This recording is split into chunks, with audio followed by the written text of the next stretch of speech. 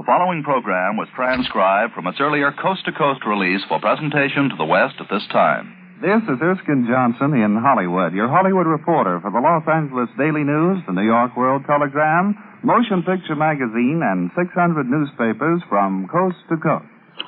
Today, hot off our Hollywood typewriter, I have headline stories about Brian Donlevy and Joan Crawford, Susan Hayward and Madeline Carroll, Howard Hughes and Bob Hope. And by transatlantic radio, Hollywood, California goes to London, England, 6,828 miles, for an exclusive interview with the famous English star, Michael Redgrave. I'll be back with the stories behind the headlines and today's Hollywood confession, or should we say London confession, in just a moment. Love is like a dizziness. It winna let a poor body gang about his business. The poet James Hogg wrote those 3 lines more than 100 years ago. The dizziness he wrote about certainly won't let the nation's housing program go about its business. Now, if you're wondering what love has to do with the housing shortage, here's an explanation. When people get married, one of their first concerns is to find a place to live. Usually, newlyweds like to buy a home or build a new one. But marital bliss in the past few years has found hurdles in its path. 1, the lack of building materials for badly needed homes. And 2, an increase in the number of newlyweds looking for places to live. Back in the 20s and 30s, marriages averaged about 1.2 million a year. But in the 40s, the average has gone up to 1.6 million a year. It sounds like it's silly to fall in love after listening to those figures. That's not the case at all. Go ahead and fall in love, but just realize that the competition for homes is terrific. Be careful in your frantic search for a place to start your married life. Wait if you possibly can until prices drop to more nearly their true value. You'll help fight inflation, at the same time protect your future budget from crippling payments. Now back to Erskine Johnson. Hollywood, California, and London, England, 6,820 miles apart. And yet an American and an Englishman carrying on a conversation while their voices go through London streets, across the Atlantic Ocean, over New York skyscrapers, Ohio valleys, Minnesota wheat fields, Colorado's mountains, and New Mexico's deserts. I can't help wondering today what a group of Englishmen who bobbed about in a small ship back in 1620 on their way to a wild country called America would think of this. They say we get blasé in Hollywood. Well, right now I feel far from blasé as I await a cue for a transatlantic radio interview with the famous British star, Michael Redgrave. Hold on now, I've just received the flash that Michael Redgrave in London is ready and waiting to talk to us. Hello, Michael. Can you hear me? Certainly, Erskine. Voice is coming over fine. I really appreciate you allowing me to meet your radio audience. Well, they're not exactly meeting you for the first time, Michael. They know you from such fine pictures as Genie, The Stars Look Down, Thunder Rock, The Lady Vanishes, and only recently in Dead of Night. And we're looking forward to seeing you in the Bolting Brothers picture, Fame is Dispersed. Thank you, Erskine.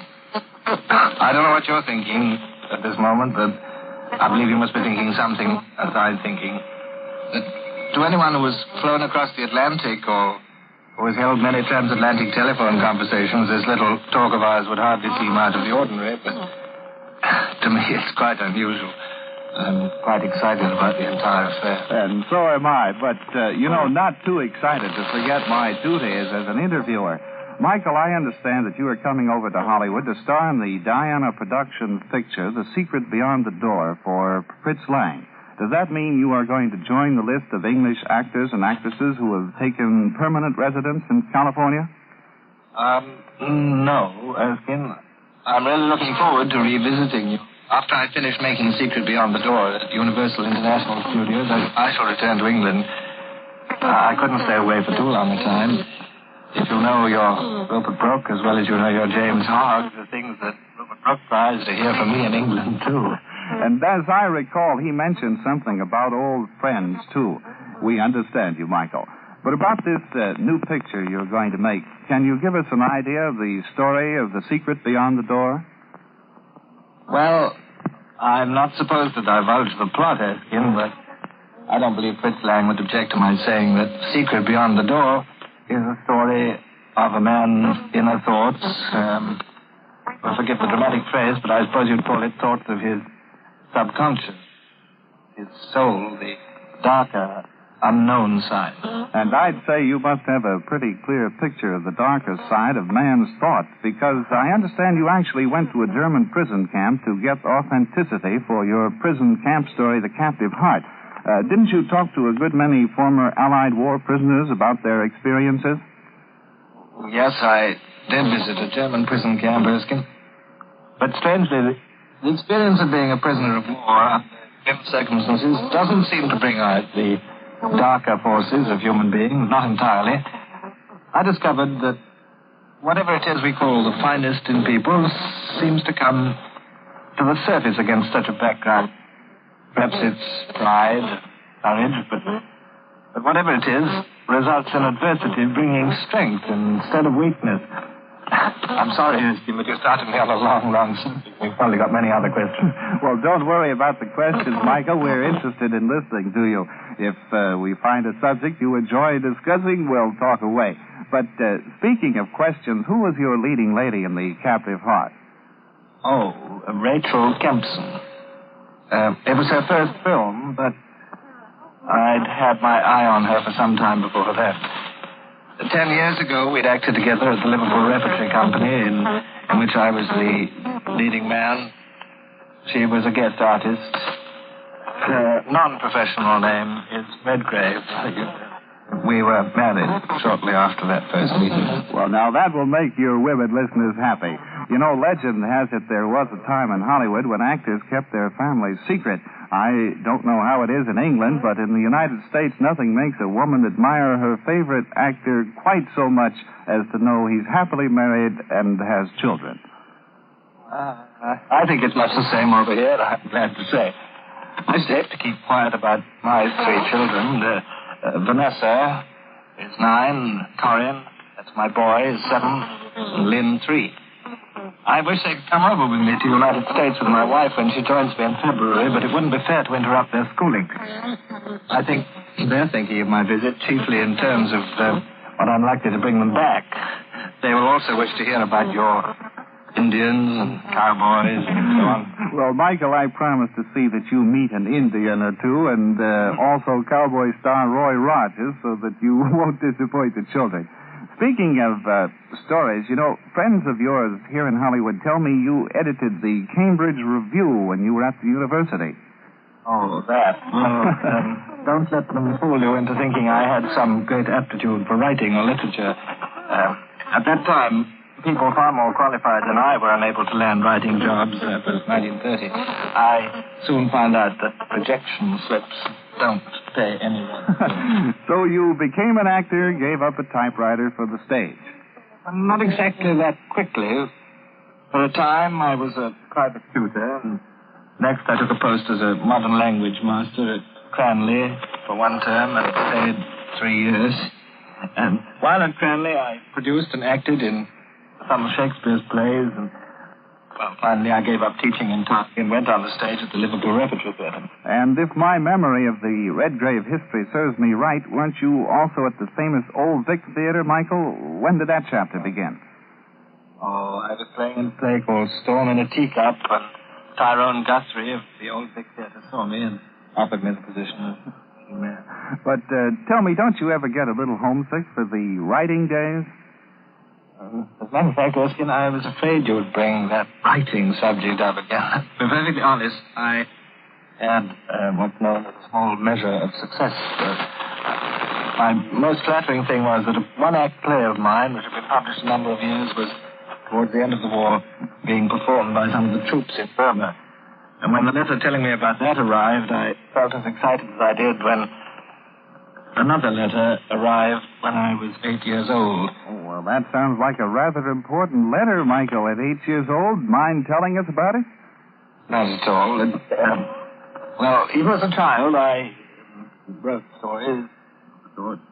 And so, with unconscious effrontery of childhood, I sent a story to James M. Barry, a very understanding gentleman. He replied with a delightful note of encouragement, and I must confess that note is still one of my most prized confessions. Well, a letter of encouragement for writing from James M. Barry should be. But I'm glad you brought up that word confess. We have sort of a custom on this program, Michael. Our guests tell us secrets. Usually we call that chapter a Hollywood confession, but this time I think we'll say a London confession. What is yours? Sounds rather unnerving game. Let's see. I nearly ruined my first screen test. Once I've ruined it, I retarded its progress. Lord, the memory of it. It was a freezingly cold day. The studio wasn't heated. When everything was ready, the sound man said he couldn't make the test. Some odd noise was in the studio equipment, the sound equipment. And they'd seemed to discover that I was responsible. My teeth were chattering. So somebody found me a stove and led me to it. And eventually I made the test and entered the cinema. And thank you for that confession and also for this across-the-sea interview, Michael Redgrave. I'll be looking forward to welcoming you to Hollywood when you arrive to co-star with Joan Bennett in The Secret Beyond the Door for Fritz Lang's Diana Productions. I've enjoyed talking to you today, Erskine. Cheerio. I'll see you next month in America. And thank you again, Michael Redgrave. I'll be back with more Hollywood news that's exclusively yours in just a moment. Christmas is almost upon us, and this Christmas, as in the past 5 years, the finest gift you can give is a United States savings bond. They're the same safe, profitable government bonds we call war bonds, and bought regularly to help win the war. Young people enjoy receiving U.S. savings bonds because it gives them a feeling of having money of their own. Government bonds help give them a start in their college education or in their chosen professions. To older people, government bonds mean a future free from financial worry. They have a chance to make all of their retirement dreams come true. So for your own good and the good of the people you care about, keep buying United States savings bonds. You're lending your money to the government, and they'll pay you $4 for every $3 invested. And by the purchases of savings bonds, you're helping to fight inflation. Invest all of your spare funds in government bonds. By doing so, you'll be banking on your future. And now, back to Erskine Johnson. And here are today's bulletins from Hollywood. Tommy Dorsey is headed for South America on a vacation. He leaves early in January. There's no chance of a reconciliation for Brian Dunleavy and his wife, who separated several weeks ago. She'll sue for that divorce. Wedding bells will ring in 1947, and that's a prediction. For Joan Crawford and Greg Boucher, the Hollywood attorney who flew to her lonesome side in New York City. It's the ex-Mrs. Jack LaRue today. She just won a divorce on charges of extreme mental cruelty in Reno, Nevada. Susan Hayward will be co-starred opposite John Garfield in the picture Burning Journey. Madeline Carroll will arrive in Hollywood soon, but not for motion pictures. She plans to star, however, in several radio shows. The Legion of Decency has blackballed Carmen, the French-language film produced in Italy and now showing in New York City. The picture was banned for suggestive situations and free love. 20th Century Fox is planning a film biography of Sophie Tucker, but only Sophie Tucker herself could play the part of Sophie Tucker. And here is today's best double marquee sign. Hold that blonde under pressure. And that's all for now. This is Erskine Johnson in Hollywood saying so long from the glamour capital of the world. The National Safety Council is doing everything it can to make people aware of the mass murder that is daily occurring on our highways. But more than the Council's effort is needed, it's your cooperation in abiding by highway safety measures that will eventually reduce the accident rates. Always obey traffic regulations. They were designed for your safety. When you're behind the wheel of a car, don't throw caution to the wind. Use common sense, and for the sake of others as well as yourself, drive carefully in a mechanically safe car. This program was transcribed from its earlier coast-to-coast release for presentation to the West at this more favorable time. This is the Mutual Don Lee Broadcasting System.